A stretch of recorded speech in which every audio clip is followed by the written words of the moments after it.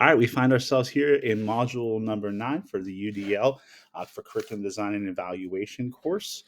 This focuses on asynchronous education as well as using technology to implement with uh, components of UDL. So for this week, my Bitmoji of the week is showing that I'm pretty excited. Feel crazy busy still, but I know that the end of the semester is in sight, and I got my chapter review approved by my committee chair. So I'm excited for the next step. So this would be, again, that Zoom meeting that we're looking at that would happen every week. Focus of this week, again, obviously about collaboration using tools for asynchronous learning so that you can learn at your own pace. This would be that support group here for answering questions about what's happening, what are the misconceptions, how can we work together, and also a little bit of camaraderie. The design of this unit or this module has a lot of collaboration pieces. So that's kind of how do we build our knowledge together by using research-based peer-reviewed articles as well. So when we go down to module number 9, you'll see again the introduction. And forgive my head cold. Module objectives and student objectives for the unit.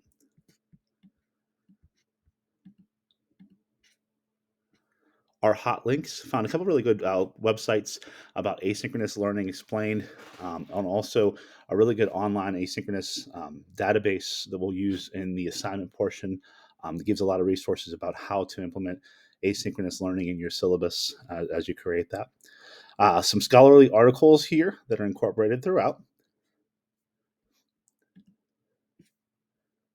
So when we get into the virtual activity, this is going to be the first task, which is where we're going to look at the strengths and weaknesses of asynchronous learning. We're going to collaborate on a Google slideshow and identify the problems and benefits that we're associating with asynchronous learning.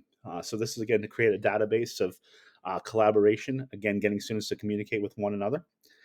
I have a YouTube video that I embedded to model how you would use the tool, including how you would be able to comment and give feedback to your peers to try to encourage them to go further or maybe to think about something in a different direction. A screenshot of what I created as the mold for this. Again, this would be creating a collaborative slideshow. After the collaboration, and try to add here again, talking about this whole idea, especially with asynchronous learning. Remember, you could always message or email if you have any questions to turn it into a more interactive lesson. Part 2. This is looking at some of the research that we went through, including some different articles about how we would be able to make decisions based off of asynchronous learning. As a high school teacher, we have a very strict policy about how we approach new curriculum or curriculum changes, which includes different education committees and also review from the community and board of directors as a public high school. So this kind of talks about the different stakeholders that are involved and trying to create those different programs. I look at asynchronous learning based off of what we've learned from COVID-19, what we've already had approved, and how we could approach that from the perspective of maybe having 1 or 2 classes switch to that type of model as an alternative to face-to-face instruction. I have a breakdown of some of the costs that are associated. Unfortunately, a lot of the learning management systems do not share their price. You have to apply to learn more. So trying to go through and figure out what those different systems cost. But it's anywhere from $20 per student to up to $100 per student. We talk about in Pennsylvania, we have a contractual class period to run for any type of class like this. So if we were to offer a contractual period to do an asynchronous learning, will we be able to do that within the guidelines of the school, meaning how many students do we have? We have a minimum requirement of 12 students in order to run a course. Professional development and substitute, $250 is an estimate, and various tools subscription, $500. This also requires home student internet. We know that there are different programs in the state of Pennsylvania that offer a rebate of up to 60% off of internet access for students. So that's a cool program right there. And also one-to-one device, and that varies if a school district has it. In our school district, we do give every student a Chromebook that has access to the internet. So the next program is now collaborating with a PLC and identifying the tools that are successful to employ asynchronous learning online, including the collaboration of quality assurance plan and to identify the quality technology integration that supports that UDL framework. So for this component, again, we want to use some collaborative tools to create something that's usable afterwards. We're going to use Google Draw for this. Very similar to what we used before, which was Padlet. Google Draw is, again, something that most students would have access to, and it's no cost. So you're going to be challenged here to add one answer to the document, which is going to be used as established to grow that tool. So here's a screenshot of what's there. If you click on the link, I've already identified a few things. So which design aspects incorporate, optimize the benefit of asynchronous online education.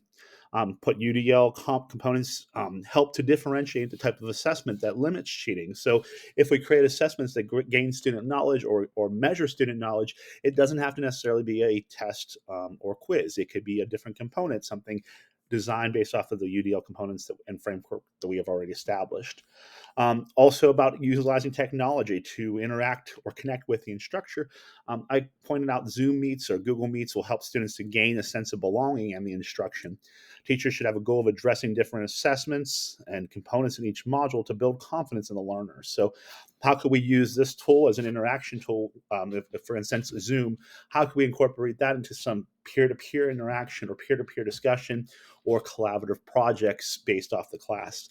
Again, this being a professional learning community that I'm modeling here, this component can be easily utilized for the regular classroom. So after we go through and talk about how those things are going to work, the third part is the virtual assessment, or part 3. This assessment is going to look at the hot links page, specifically the University of Illinois Chicago's Center for Teaching Excellence, which was the third link that I pointed out earlier. It's a guide for designing effective online asynchronous learning.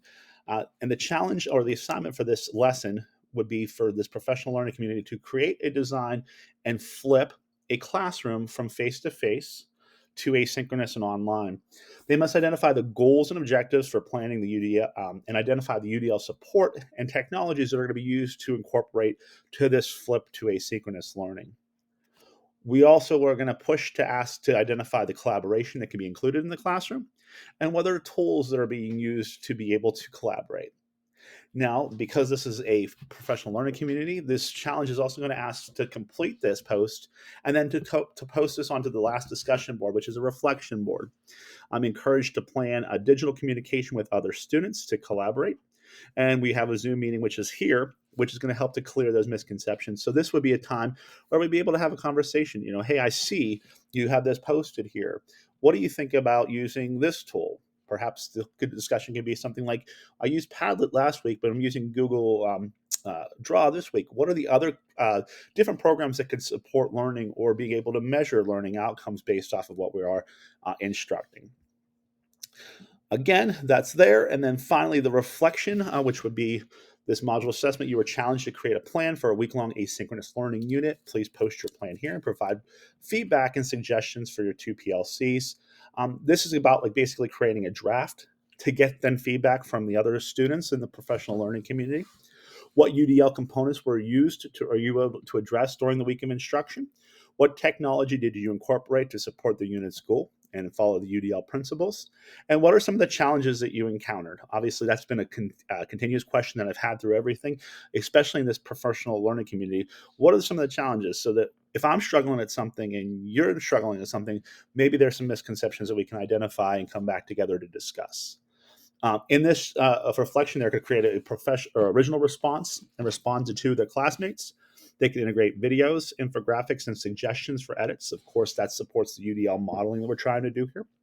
And finally, when they complete this final copy, I ask that they email me a finalized plan to edit, which would be to me, the teacher of record in this case.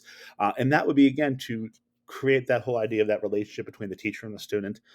Everything else here, we've kind of, in these PLCs, we kind of model it as everybody's on the same page. This here would be something of actually creating an authentic assessment where they would turn into me. So that wraps up week number 9, module number 9 about asynchronous learning. I appreciate your time and thank you for checking this out.